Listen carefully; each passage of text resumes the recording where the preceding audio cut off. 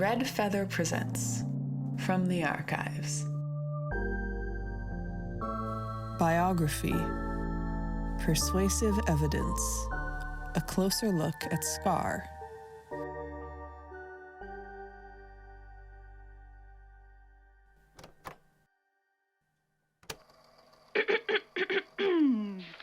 Introduction. Scar is alive. This is a fact he'll tell you, if you ask. Freely, calmly, maybe even with a little grin.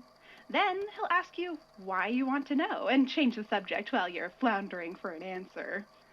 Scar is of the undead persuasion, he'll tell you.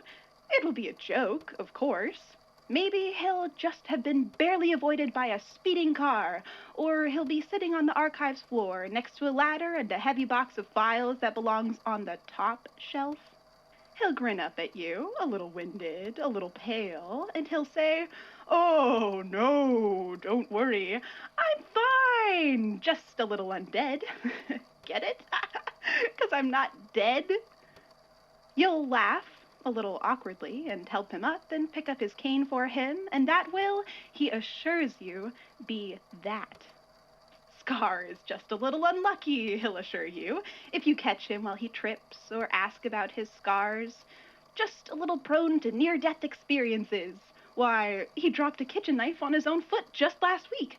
See the scar? You really don't need to fuss about it, he'll add, blinking at you like a cat. And don't you know it's rude to ask about a man's scars? So why don't you just move on already? Body. Argument 1. Why doesn't his heart beat? Of course it does, he'll say, eyes wide.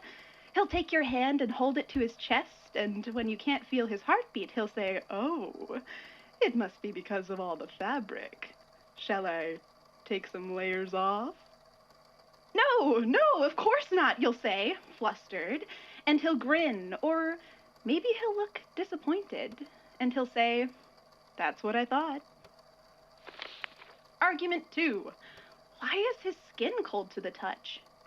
What do you mean, he'll wonder. Some people just run a little cold, like lizards.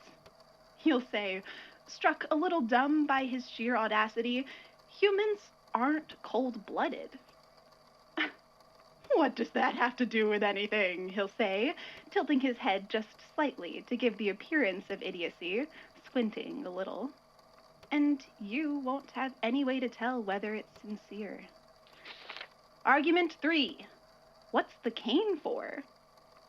Rude, he'll exclaim. If he's sitting down, he'll point at you with it, entirely and dramatically offended. It's none of your business. But if you really want to know, he'll add, leaning forward, my joints are stiff.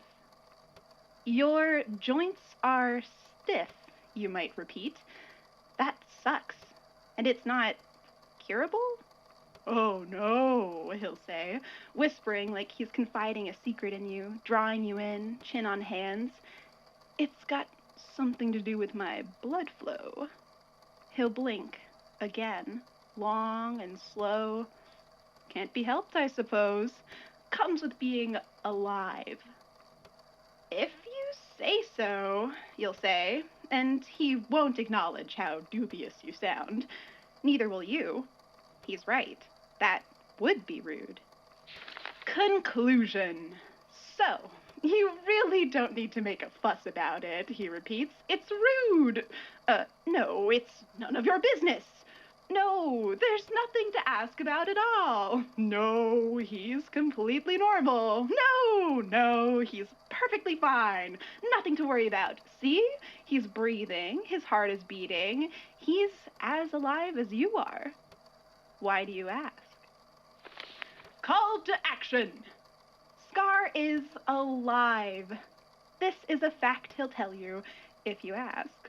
Although, of course, why would you? From the Archives is a fanfic series written by Johnny 16th Days and Zephaniah Grains, inspired by the Magnus Archives and by Hermitcraft and other Minecraft series. This marginalia was performed by Nomiomi. Editing for this episode was done by Noctude. Music was composed by Noctude. Thanks for listening.